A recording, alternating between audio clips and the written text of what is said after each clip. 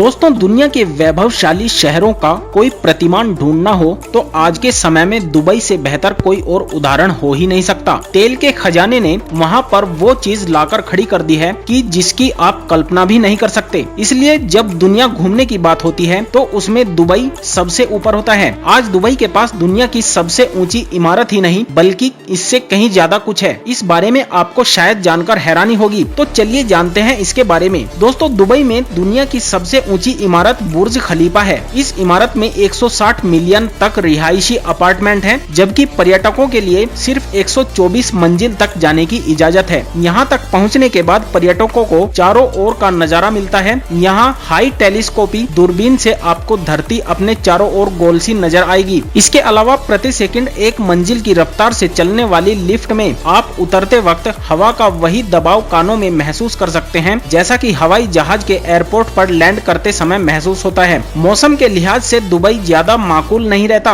यहाँ करीब 8 माह गर्मी पड़ती है, जबकि 4 महीने ही मौसम ठीक रहता है। गर्मी का आलम ये होता है कि तापमान करीब 52 डिग्री सेल्सियस तक पहुँच जाता है। 4 महीने यानी नवंबर से फरवरी तक यहाँ मौसम खुशगवार रहता है। 3 महीने यहाँ इतने अधिक पर्यटक आते हैं कि यहाँ मौजूद होटलों के 70,000 कमरे भी कम पड़ जाते हैं। बारिश तो यहाँ होती ही नहीं, कभी कभार दिसंबर जनवरी में बौछार अवश्य पड़ जाती है। दुबई मॉल तो इतना बड़ा है कि उसे देखकर दंग रह जाएं। अगर आपको यह मॉल पूरा देखना है तो 2 दिन लग जाएंगे। कमोबेश यही स्थिति अमीरात मॉल की भी है। बस दोनों में फर्क इतना है कि दुबई मॉल में एक्वेरियम और चिड़ियाघर है, वहीं अमीरात मॉल में स्नो वर्ल्ड है। दुबई मॉल में दुनिया का सबसे बड़ा एक्वेरियम है। इसमें समुद्र में रहने वाले करीब 33,000 जीव जंतुओं को रखा गया है। इसे बनाने में करीब $12 मिलियन का खर्च आया था। बुर्ज खलीफा से सटे मॉल में यह एक्वेरियम है। एक्वेरियम में जाने के लिए 100 दिरहम यानी 1500 रुपए का टिकट लगता है। इसमें आपको एक सुरंग में जाने पर वैसा अनुभव मिलता है मानो आप समुद्र की सतह पर पहुंच गए हों। इस सुरंग को पार करते समय आपके चारों ओर से समुद्री जीव जंतु गुजरते रहते हैं। शीशे की इस सुरंग से